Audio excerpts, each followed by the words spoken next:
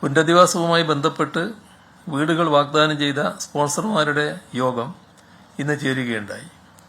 100-ലധികം വീടുകൾ നിർമ്മിച്ചു നൽകാമെന്ന് വാഗ്ദാനം ചെയ്ത 38 സ്പോൺസർമാരുടെ യോഗമാണ് ചേർന്നത്.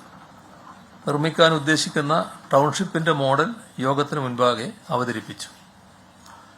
സ്പോൺസർമാർക്ക് പ്രത്യേക വെബ് പോർട്ടൽ നിലവിൽ വരും. ഓരോ സ്പോൺസർമാർക്കും നൽകുന്ന പ്രത്യേക ID നമ്പർ ഉപയോഗിച്ച് നിർമ്മാണ പ്രവർത്തനങ്ങൾ ട്രാക്ക് ചെയ്യാൻ കഴിയും. പ്രതിപക്ഷ നേതാവ് VD സതീശൻ, ഉപനേതാവ് PK കുഞ്ഞാലിക്കുട്ടി, രാഹുൽ ഗാന്ധി MPയുടെ പ്രതിനിധി, കർണാടക സർക്കാർ പ്രതിനിധി, DYFI, KCBC, national service scheme, Sobha city ഉൾപ്പെടെയുള്ള സംഘടനകളുടെയും സ്ഥാപനങ്ങളുടെയും പ്രതിനിധികൾ തുടങ്ങിയവരാണ് പങ്കെടുത്തത്. പുനരധിവാസ പദ്ധതികൾക്ക് എല്ലാ പിന്തുണയും പ്രതിനിധികൾ വാഗ്ദാനം ചെയ്തു. ചൂരൽമല മുണ്ടക്കൈ ദുരന്തത്തെ അതിതീവ്ര ദുരന്തമായി കേന്ദ്രം അംഗീകരിച്ച ഔദ്യോഗിക അറിയിപ്പ് ഇക്കഴിഞ്ഞ ദിവസം ലഭിച്ചിട്ടുണ്ട്. നേരത്തെ പറഞ്ഞ കൂട്ടത്തിൽ ഈ പുനരധിവാസ പ്രവർത്തനങ്ങൾ നടത്തുമ്പോൾ അത് മേൽനോട്ടം വഹിക്കുന്നതിനായി ഒരു സ്പെഷ്യൽ ഓഫീസറെ ചുമതലപ്പെടുത്തുകയും ചെയ്യും.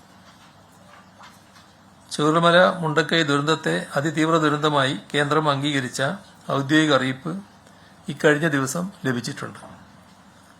ഇന്റർ മിനിസ്റ്റീരിയൽ സെൻട്രൽ ടീം ദുരന്തത്തെ L3 ആയി അംഗീകരിച്ചുവെന്നാണ് കേന്ദ്ര ആഭ്യന്തര ജോയിന്റ് സെക്രട്ടറി കത്തിൽ പറയുന്നത്.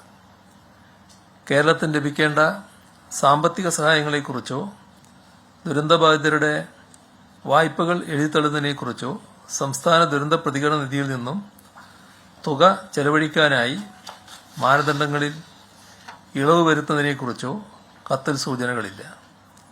ആദ്യഘട്ടത്തിൽ ഓഗസ്റ്റ് 17-ന് ദുരിതാശ്വാസ മെമ്മോറാണ്ടത്തിലൂടെ കേന്ദ്രത്തോട് ആവശ്യപ്പെട്ടത് 3 കാര്യങ്ങളാണ്. 1. മേപ്പാടി ദുരന്തത്തെ അതിതീവ്ര ദുരന്തമായി പ്രഖ്യാപിക്കുക, L3. 2. 1202.1 കോടി രൂപയുടെ നഷ്ടം ഉണ്ടായിട്ടുള്ളതിനാൽ ദുരിതാശ്വാസത്തിനായി അടിയന്തര സഹായമായി 219 കോടി രൂപ നൽകുക. 3. ദുരന്ത നിവാരണ നിയമത്തിന്റെ സെക്ഷൻ 13 പ്രകാരം ദുരന്തബാധിതരുടെ കടങ്ങൾ എഴുതിത്തള്ളുക. 2ാം ഘട്ടത്തിൽ ദുരിതാശ്വാസ പ്രവർത്തനങ്ങൾ പൂർത്തീകരിച്ച ശേഷം നവംബർ 13-ന് നൽകിയ പോസ്റ്റ് ഡിസാസ്റ്റർ നീഡ്സ് അസസ്മെന്റ് റിപ്പോർട്ടിൽ പുനരധിവാസ പ്രവർത്തനങ്ങൾക്ക് 2221 കോടി രൂപ വേണ്ടിവരുമെന്ന് കണക്കാക്കുന്നു. ഈ ആവശ്യം പരിഗണിച്ച് ദേശീയ ദുരന്ത പ്രതികരണ നിധിയുടെ പുതിയ സ്കീമായ റിക്കവറി ആൻഡ് റീകൺസ്ട്രക്ഷൻ വിൻഡോ പ്രകാരം പരമാവധി സഹായം നൽകുക. ദുരന്തമുണ്ടായി 1 മാസത്തിനുള്ളിൽ തന്നെ കേരളത്തിന്റെ ആദ്യ ആവശ്യം സംബന്ധിച്ച ഇന്റർ മിനിസ്റ്റീരിയൽ സെൻട്രൽ ടീം പരിശോധിച്ച് ഈ ദുരന്തം ഒരു അതിതീവ്ര ദുരന്തമാണ് എന്ന് കണ്ടെത്തി കേന്ദ്ര ആഭ്യന്തര മന്ത്രാലയത്തിന് ശുപാർശ നൽകിയിരുന്നു.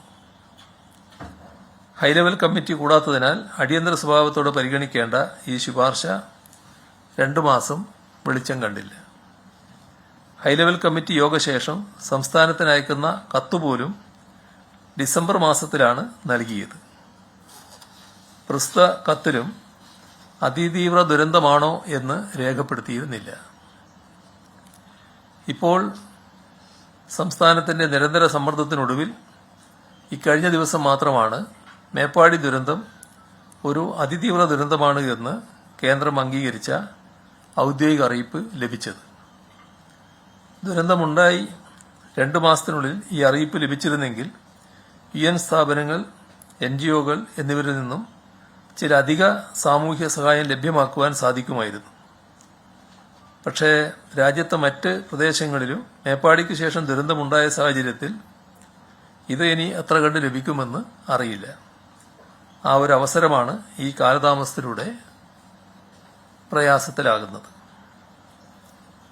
പക്ഷേ തുറന്നുള്ള ശ്രമം സംസ്ഥാനം നടത്തുക തന്നെ ചെയ്യും.